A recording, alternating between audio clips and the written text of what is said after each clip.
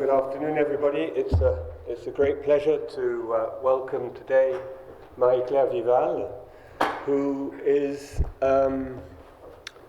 rather a minority in our group. She's director of the group of analyse de l'économie théorique, the GATE, and she is working on neuroeconomics, which is a minority subject in Cortex, but one which is hugely important in the sense that Lyon 1, the University of Lyon, is very interested in having an integration between the social sciences and neuroscience. And when you think about what decision-making and cooperative, competitive interactions mean in terms of economics, it of course makes a lot of sense to have an understanding about how these processes are actually dealt with in the brain. So today, Marie-Claire is going to talk about the demise of economic man. So we're putting to rest John Mills Stewart after so many years. Thank you, and it's to you. Thank you very much. Thanks for the introduction. Good afternoon. I'm a bit surprised that so many of you are attending this talk, because I'm going to talk about economics and about the economic man. Well, if you expect that I'm going to give you some good advice on how to save your money, please forget it. I'm just trying to give some ideas about what we are doing in behavioral economics and perhaps how we can cooperate on different topics using common tools or talking about the same questions. So it's just a talk about well, the origin of behavioral economics in our discipline, in our field, and the different examples of studies we are carrying on at the Gate Institute. Well, so the outline is the following. I'm going to talk first about the movement from standard economics to behavioral economics and neuroeconomics. And then after, I will show you 3 examples, depending on the time I have, on the different research we are developing. First, I'm going to give you some examples of fMRI studies on social preferences. Then I'm going to talk about emotions and electrophysiological measures of emotions and their influence on different types of economic decisions, for example, tax evasion or cooperation. And finally, if we have time, I'm going to talk about the links between cognitive stress, remedial physiological measures, and time inconsistency in agents. So first, let me say a few words about the evolution from standard economics to behavioral economics and neuroeconomics. Well, in standard economics, we develop usually very elegant theoretical models of economic behavior, and we try mainly to explain how people allocate their scarce resources to different goals. And to develop these models, we have a number of assumptions and about the economic, the behavior of individuals. And in particular, we assume that the economic agent tries to maximize his utility under several constraints. So he has some limited resources, he has many, many different goals and objectives, and he has several constraints. And the individual tries simply to maximize utility, taking into account the constraints. In these models, the economic agent is able to update his beliefs immediately, so he is able to analyze any new information. He has unbounded computational capacities, so he's extremely smart. He's able to make rational expectations, so he can anticipate the future, and he's absolutely indifferent to others. Well, he knows that other individuals exist, but he doesn't care. Well, of course, the economists, even standard economists, they know that in the real life, people are not like that. But let's do as if they behave this way. Basically, the standard models assume that individuals simply follow a number of axioms. And these axioms are transitivity, time consistency, expected utility, etc. And we consider that our models need to be evaluated in terms of their ability to predict, and we don't have to care about the realism of the assumptions. If the models are able to predict what we can see, well, no matter whether the hypotheses we consider are realistic or not. And so the foundations of the standard theory assume that the brain is a black box.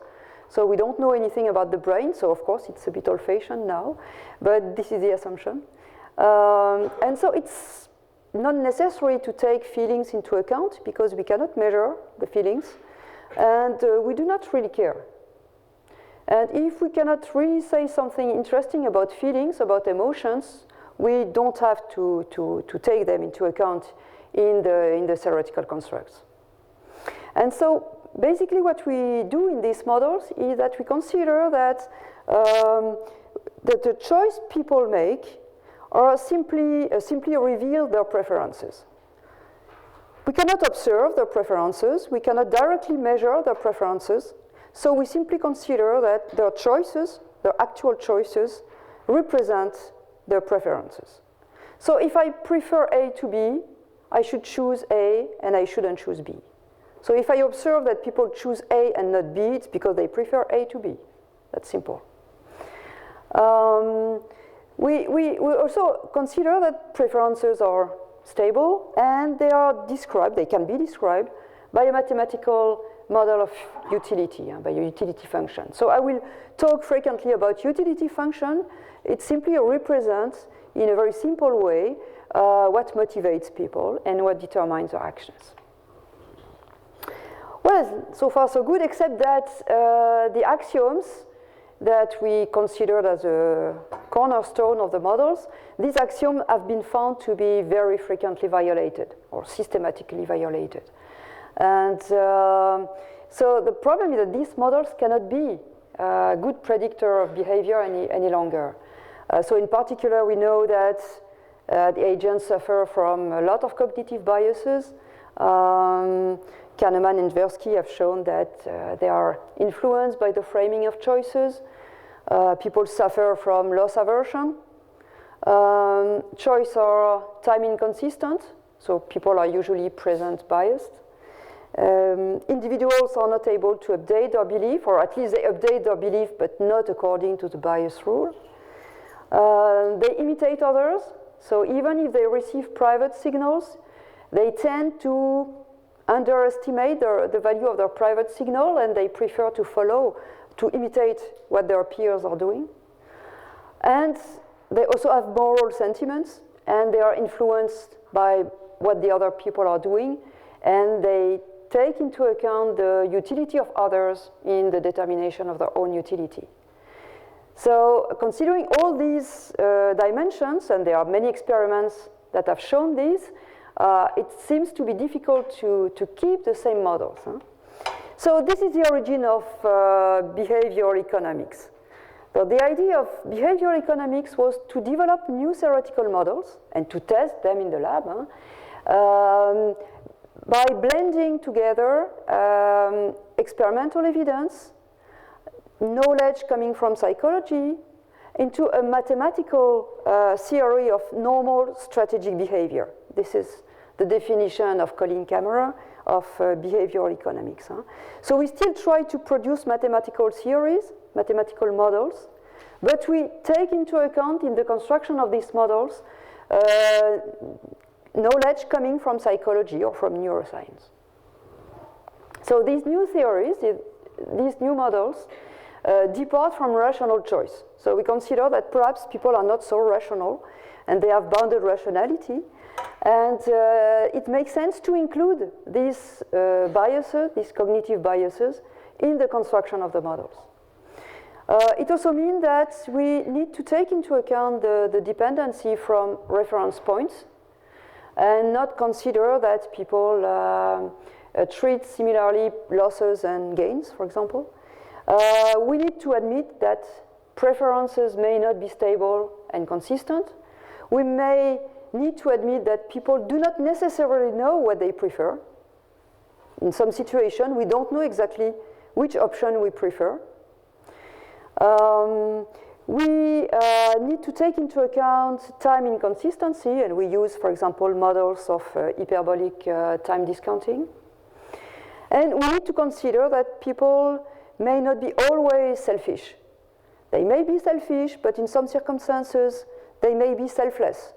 And when I say that they are selfless, it doesn't mean that they are necessarily altruistic. They may be also nasty. They may take some pleasure of destroying the resources of other people. So they may have pro-social and anti-social behavior. And we need to take this into account. If you adopt this perspective, it means that you can produce new theoretical models that depart more or less from the rational choice perspective. I don't say that all these models consider that rational choice is completely old-fashioned and we need to get rid of it. It's not true. But we produce new models, we include new variables, and we also face new difficulties, of course. Because saying that it's important to include reference points doesn't tell you how we can measure these reference points. So it raises new stakes. So just to give you an example, one of the very famous theories that you are using in behavioral economics is theory of inequality aversion. So usually, as economists, we simplify the utility function by considering that utility depends on your monetary payoff. If you get more money for a given cost, your utility has increased, has improved. Now, in this theory, we take into account the difference between the payoff of another individual compared to your payoff. And here, for example, you consider that your utility may be decreased if somebody else's payoff is higher than your own payoff. This is disadvantageous inequality. You dislike being less paid or less rewarded than somebody else.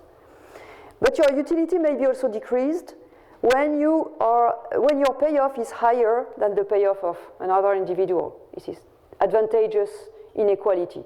You dislike getting more than your neighbor. So this is an example showing that you can provide a new theoretical model in which you still take into account the fact that people like to be rewarded, but the degree of utility depends on the size of this reward compared to the size of the reward of other people. This is just an example. The second function, I will come back to it later. It's a theory of image motivation. We may consider that our utility depends on intrinsic motivation, on monetary motivation, but also on the image we put in the eyes of other people, for example, or in our own eyes. I will come back to it later. Now, I talked about theories, but we test these theories, and usually we test these theories in the lab, and this is a picture of our lab in Écully. But we also have organized labs in companies or in developing countries everywhere. Usually in economics, our experiments involve many subjects, so it's very different from fMRI experiments in which we use dozens of subjects or 20 or 30 subjects. Here, typically, we use at least 100 subjects up to 500 or 600 subjects. So we use very big samples, relatively big samples. And what matters is that we really pay people. So the payment we give to subjects in the lab depends on their decisions.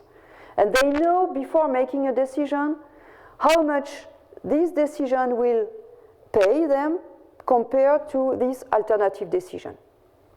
So we really relate incentives to actual decisions of people. And another difference with psychology is, experimental psychology, is that we do not allow deception. So we are not allowed to tell false stories to the subjects. We need to speak the truth. Okay?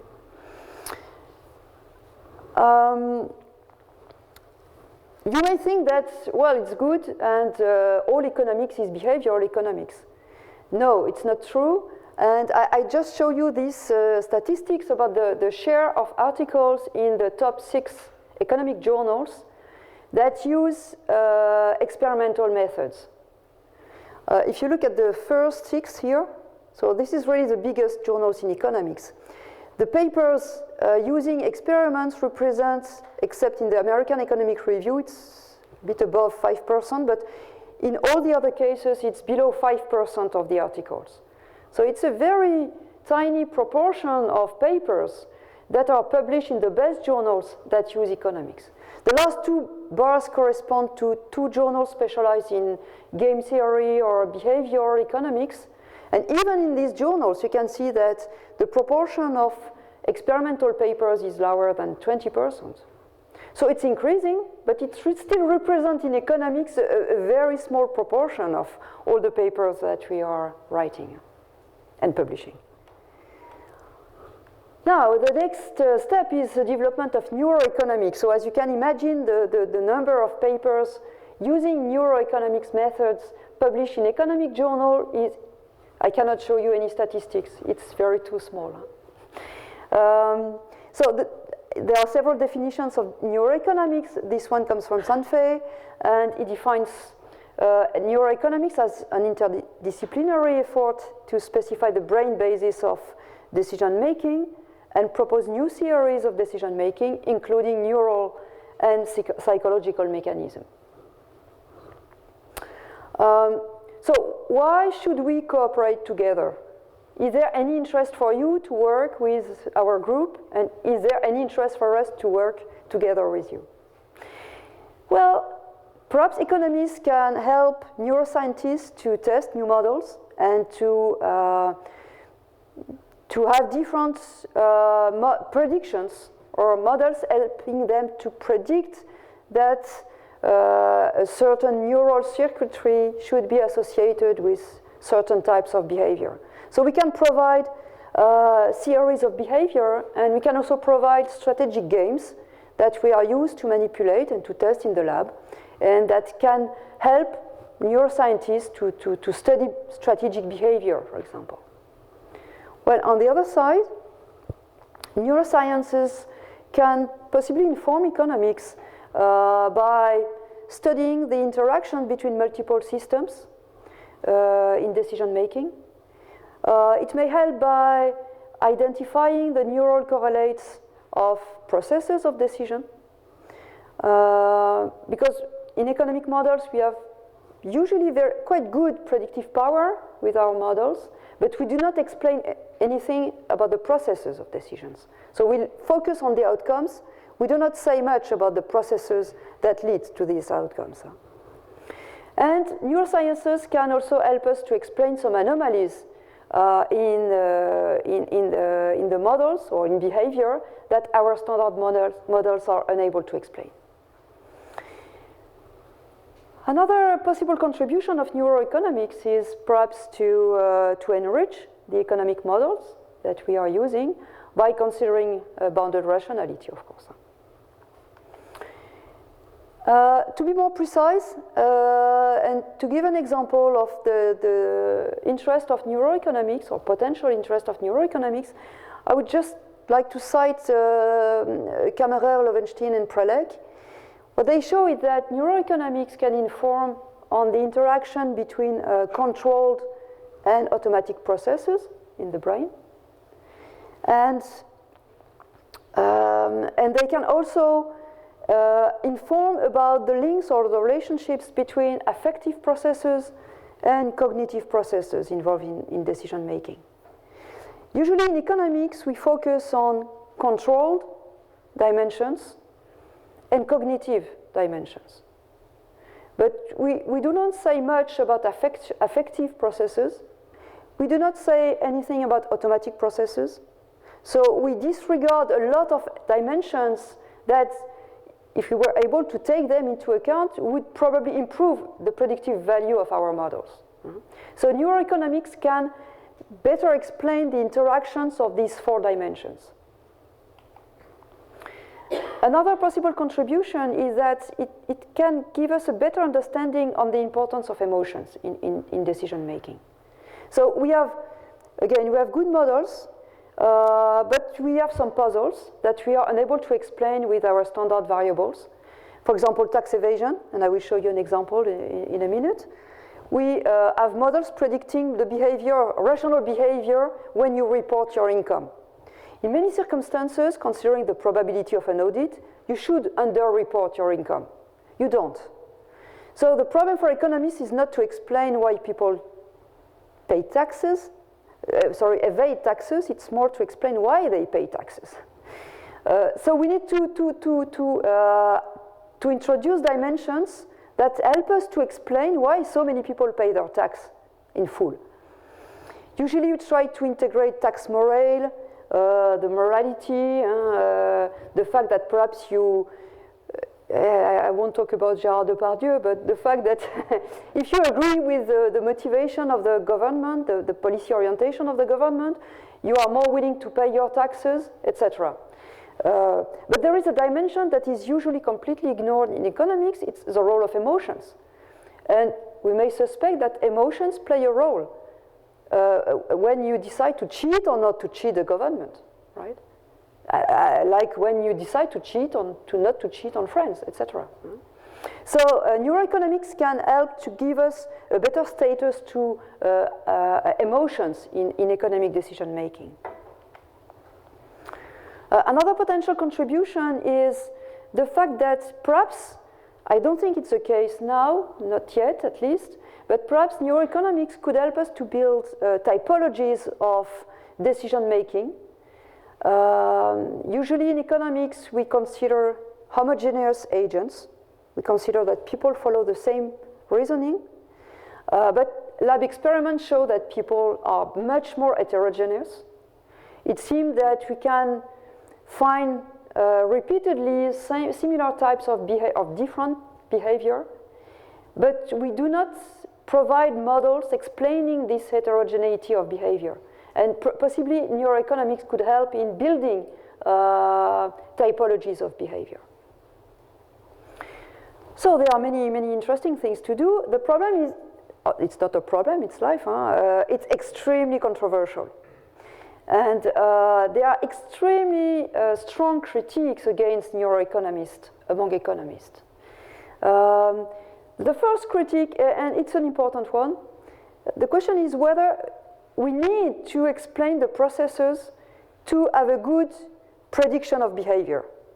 After all, if our models are sufficient to make good predictions, correct predictions, why should we care about the processes that lead to these decisions? Economic models do not make predictions about what is happening in the brain before making a decision. And so, perhaps it's a waste of time to look at what happens in the brain for economists to explain economic decisions.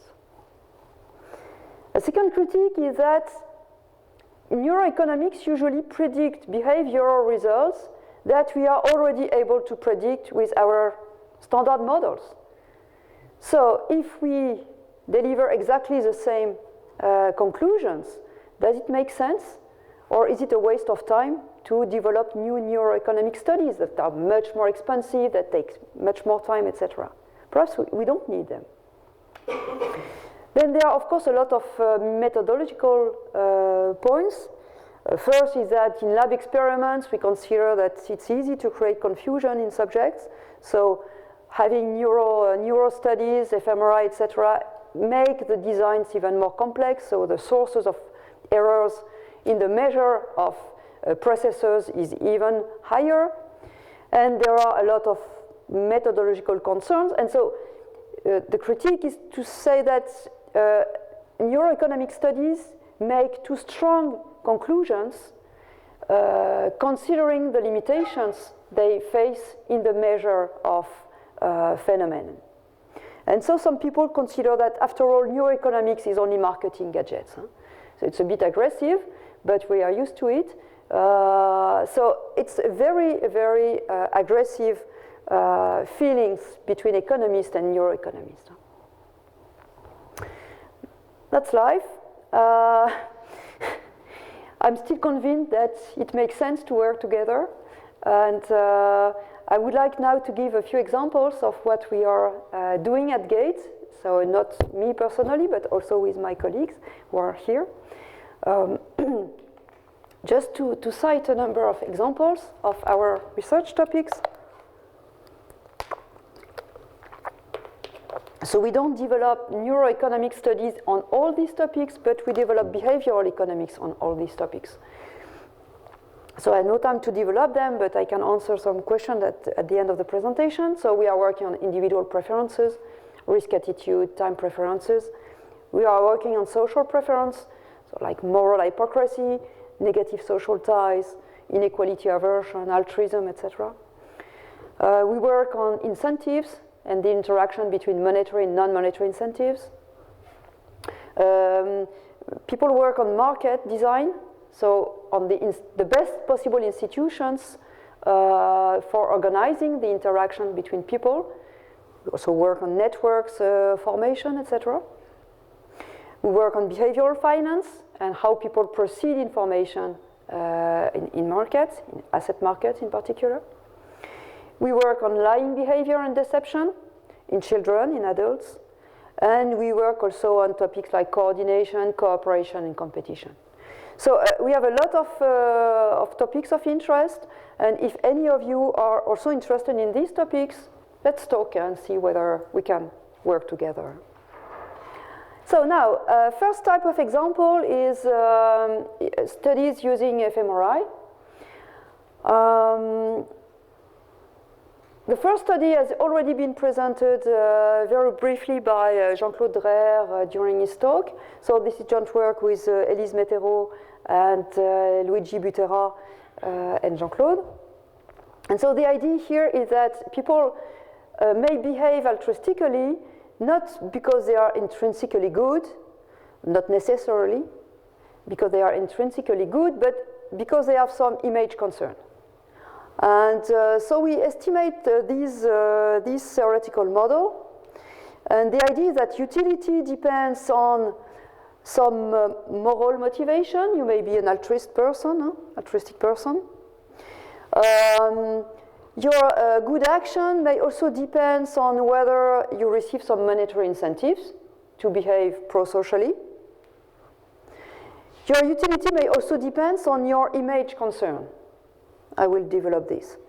So you compare all the utility coming from these positive motivations to the cost of the good action. Image concern is modeled as follows. It depends on whether your action is observed by others, and conditional on your action being observed by others, your utility will depend on what is your concern about looking greedy in the eyes of other people, and what is your concern about looking pro-social in the eyes of others. So with all these dimensions, we can explain the utility of behaving pro-socially. And so the question is, how can we measure each element of this utility function? So we have an experiment in which we consider two types of pro-social decisions to see whether it raises the same brain activation, the same processes. One pro-social decision is accepting to pay a cost for the experimenter to transfer money to a positively evaluated charity, so it's a donation. And the second pro-social decision is foregoing again for preventing that the experimenter transfers money to a negatively evaluated organization, as opposed to accepting to earn money by accepting that the experimenter gives money to a bad cause. Okay? So we compare these two types of pro-social behavior, and we compare the decisions made in private and the decisions made in public. So the idea is, how does image motivation modulate behavior and brain activity for these different types of decisions? So this is the task that we used. So people in private have to decide if they accept or not that the experimenter, in this example, transfers 12 euros to Resto du Cœur, and the subject accepts that it will cost him or her 7 euros, and we vary these amounts. He accepts, he rejects.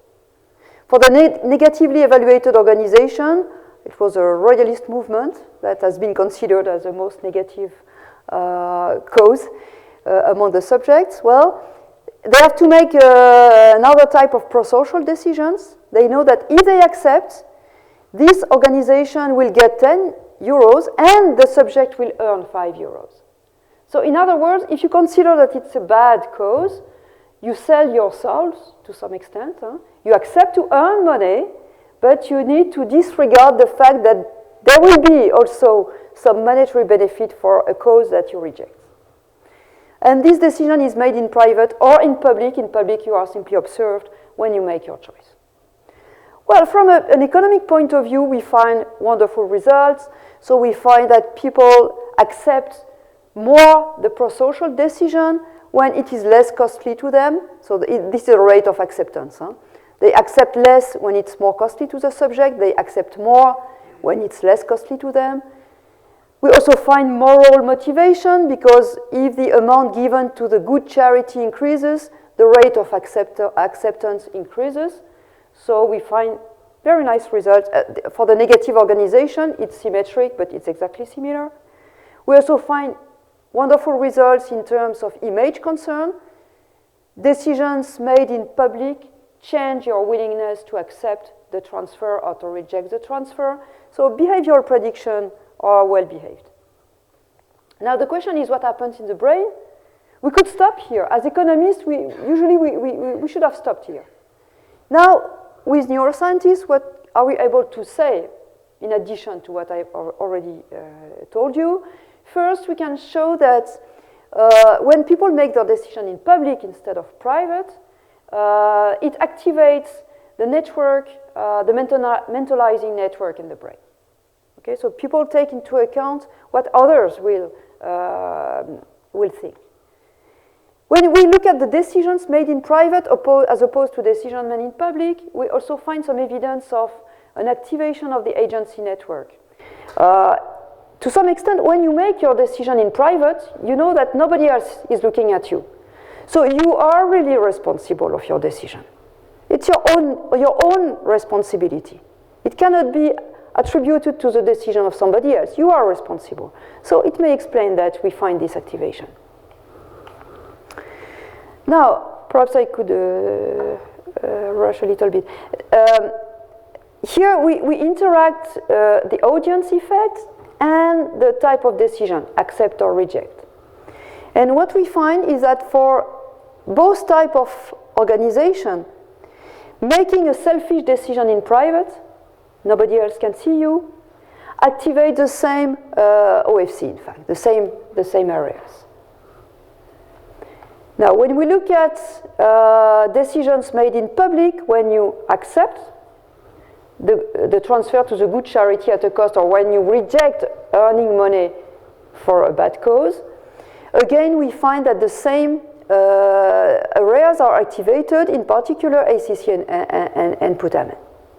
So it seems that we can show that there are some common neural substrates for subjective value of amoral decisions and selfish decisions made in private.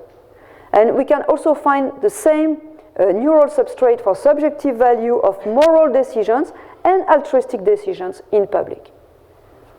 So this is a type of result that helps us to better understand the reason why people care about image motivation. Now, I would like to show you another study on another fMRI study that has been conducted by Nadège Beau and Benjamin Pelou and colleagues in Amsterdam. And here, what they are studying is the dynamics of social ties and cooperation. So basically, the idea is that social ties between humans are individualized, but they are also dynamic. They are updated regularly.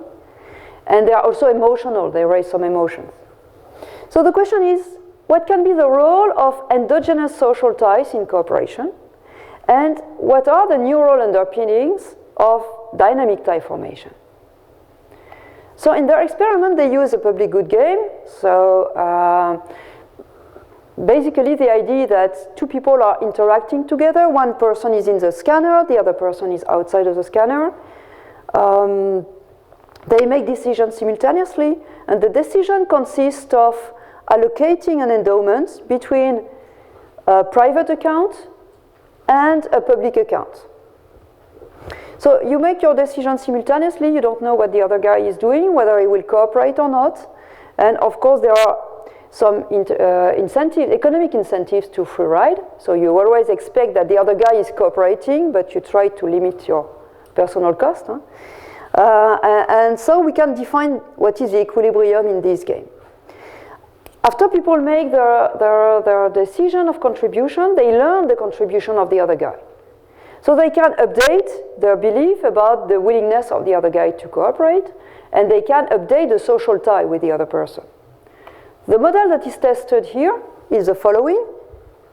The utility of an individual depends on his own payoff, but it also depends on the payoff of the other subject.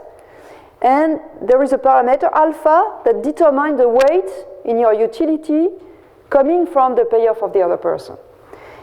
And this weight that we can call the social tie depends on some persistence in the tie, but also on an impulse that is valued by the parameter delta, and delta corresponds to an emotional parameter, and it helps to update the social tie.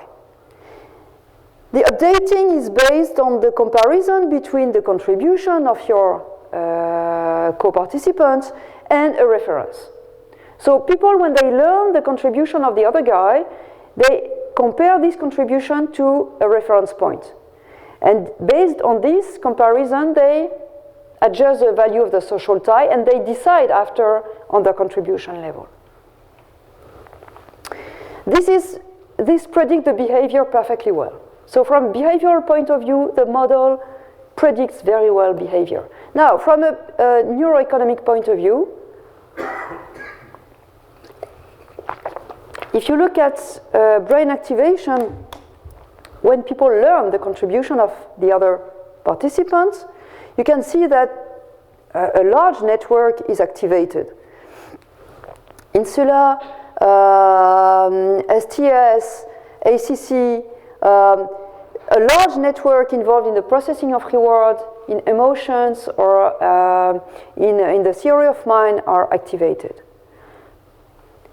But it's not only interesting to show that some areas are activated when you make or when you learn some information. It's interesting to see how it's connected to your next decision. And so in this analysis, it's extremely interesting because here you can see what influences the tie and the evolution of the tie. So there is activation in TPJ and STS. When you correlate the alpha parameters of the social tie with brain activation.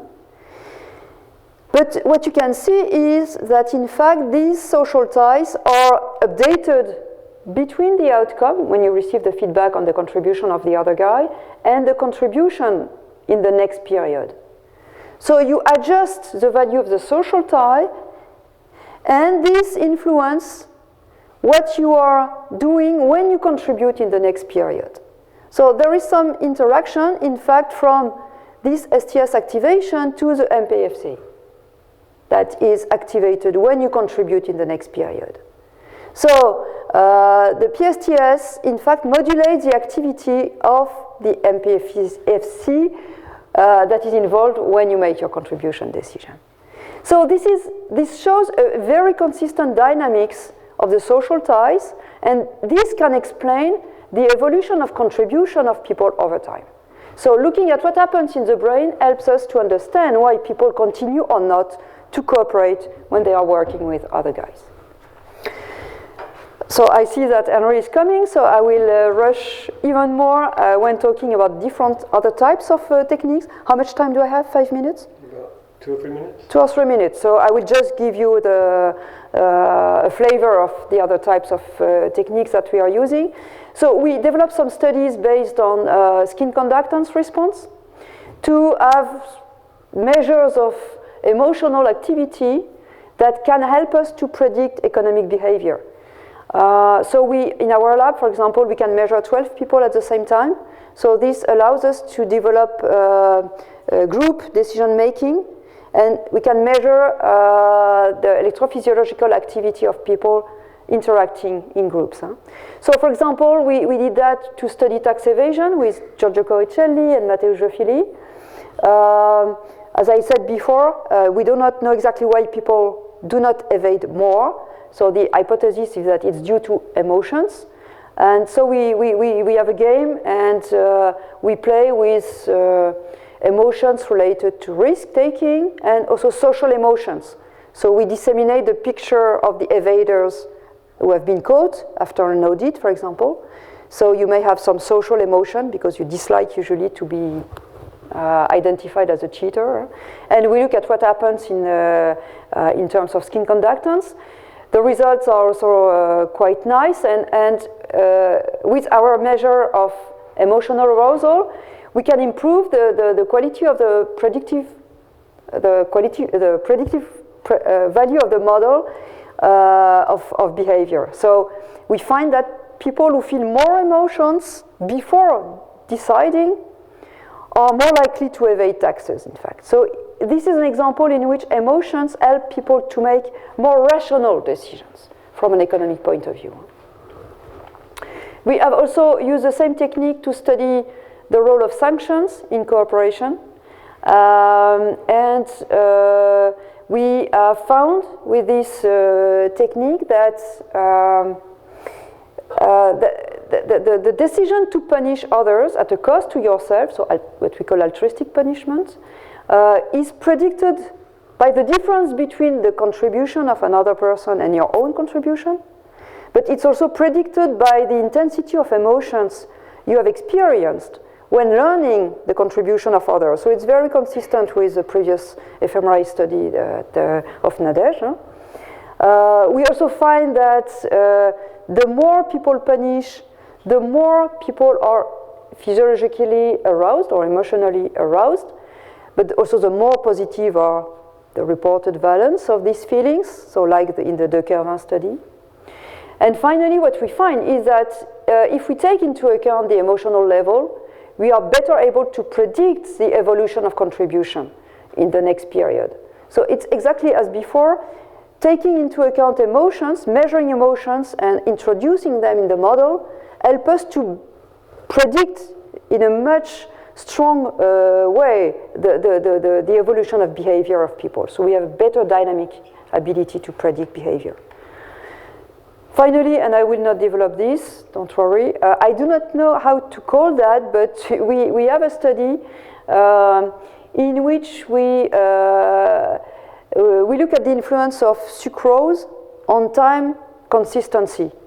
So it may look a bit strange, but in economics, usually we consider that preferences are stable. They do not depend on the environment. We also know that people are time inconsistent. They are present bias. And so we want to see whether intertemporal choices may be worse if you deplete their willpower with a task, a Stroop task, the Stroop test, for example, or whether by giving them some sucrose, we can improve their consistency. I can develop that, but what we find is that we estimate this type of model, and what we find is that giving sucrose to people helps them to be less inconsistent, so they make more rational decisions. But it's only true for people who have a lower cognitive ability. It doesn't work for the people who have higher cognitive abilities. But for people who have lower cognitive abilities, it seems that it makes a difference. They make more patient decisions. And we estimate structurally these time preferences, and we show that the influence is not on the discount rate, is not on the present bias, but it's only on the utility function curvature. Basically, it means that people pay much more attention to the price of delaying a reward. And they make better economic calculation of the price of patience, in fact. So I'm going to stop here, and I will be happy to answer your questions. Thank you.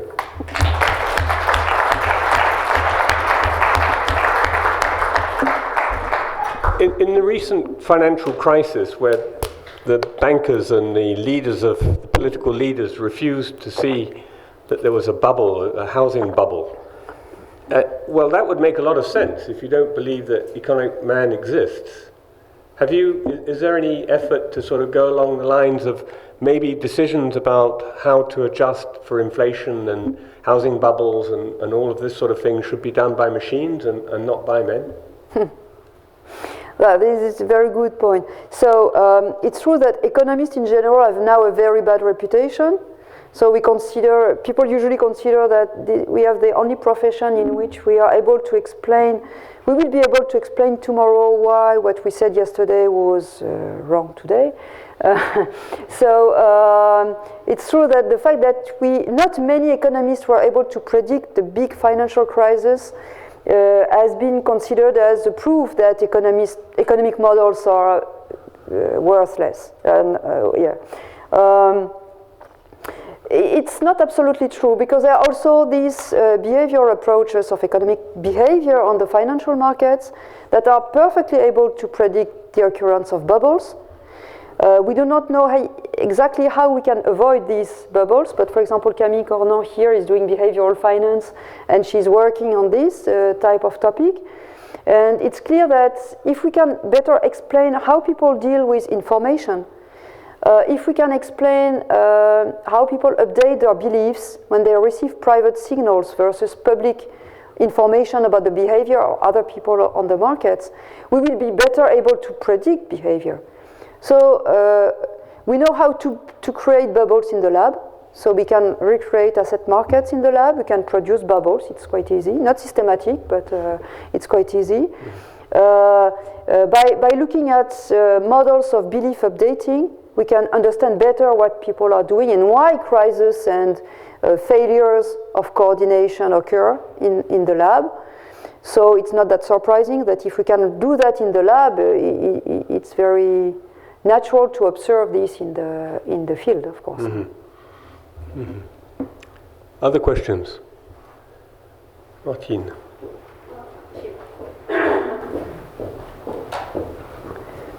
You said at one point that we rely more on social information than on private information. Can you give more example of that? This is a bias that I didn't know. Probably, so we look more at public signal than private signal. When you choose a restaurant, in a city, this is a standard example. You arrive in a new city for a conference, and you have to go outside for dinner. You have no idea of what are the good restaurants, the bad restaurants in this new city.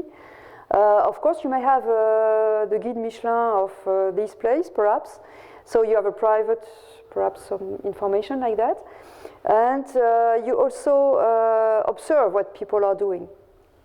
And if you have two restaurants located side by side, in one restaurant there's nobody, in the other restaurants it's overcrowded, it's very likely that even if your guide tells you that this is the empty restaurant that is better, perhaps expensive, but is better, you will still be tempted to go in the full restaurant because there are already many people who came there. But perhaps the first person had no guidebook, so he entered restaurant B. The second guy who arrived, perhaps he has also one guide, but you see the guide says restaurant A, but there is already somebody in restaurant B, so let's go to restaurant B. So there are now 2 people in restaurant B and 0 in restaurant A. The third guy, he still has the guidebook, says restaurant A is better, but there are already 2 people in restaurant B and nobody in restaurant A. I'm going to restaurant B. And you have a kind of cascade, what we call informational cascade. Everybody goes to restaurant B, also restaurant A is the best. So this is a type of examples in which you will be tempted to disregard some private signals you receive, and you will follow what other people are doing, even though these other people perhaps have made mistakes. So we can have this kind of phenomenon in which you can generate failures of coordination or misuse of information. Other questions? Loïc?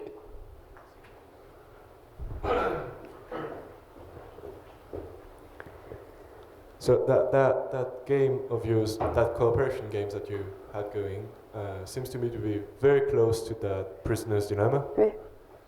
So is there an influence of the fact that they know that that cooperation is time constrained, or is there no difference at all? Like, if they know the game is going to end, maybe they're going to cooperate maybe less or more, or is it indifferent when they don't know the game is going to end soon? So nothing prevents us from not telling people how many periods there will be in the game. So we can just tell them that there is a probability that the game will end after. We can also manipulate the matching of players. So we can compare a treatment in which people are paired together throughout the session to another treatment in which we rematch players each period, so that it's like in a one-shot game. They know that they will never interact again with the same person, so it's clearly a one-shot game, etc. So we can easily manipulate these type of things and see what is the role of reputation. And so of course we can see that there are huge differences depending on whether people know how it will work. But even when they know that the game is finite, they know that there will be 20 periods, usually they don't use backward induction.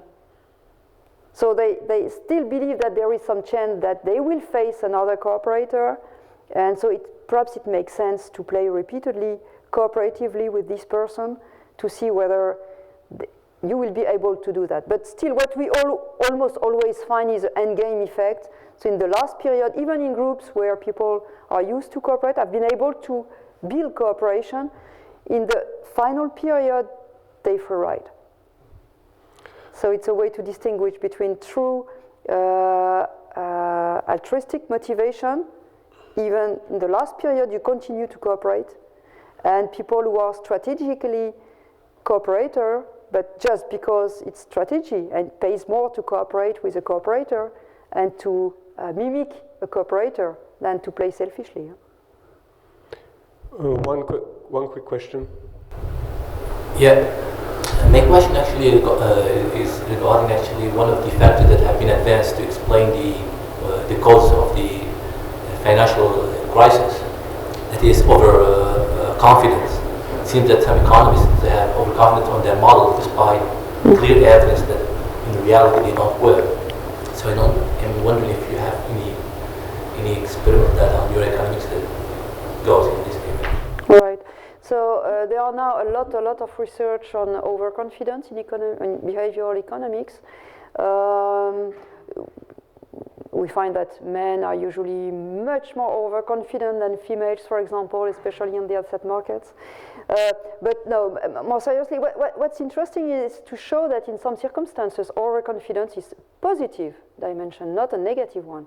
Usually we associate, well, in the newspapers, we associate overconfidence to bad decision making. But overconfidence may be what motivates people to take more risk and to generate new systems, new models, new ideas, new institutions.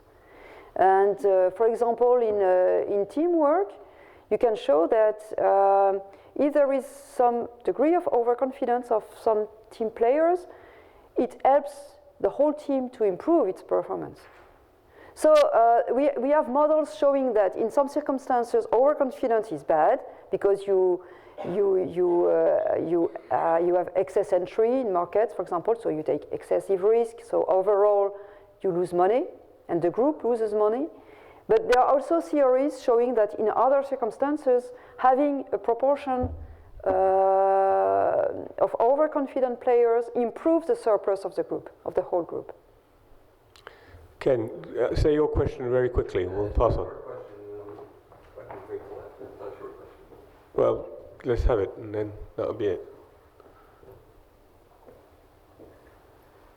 Okay, as I understand it, the utility which your model is estimating is in a way, what I would call the decision variable, which controls the decision of the observer. So you can estimate that utility, and in the imaging you show sort of a correlation, but has anybody tried to show a quantitative relation between neural activity and the estimated utility from behavioral experiments? So I'm not sure I see your point. So you have a measure of the utility from the behavioral experiment. Yeah. And has anybody tried to correlate the strength of that utility with the strength of activity in a neural region? Well, I think that,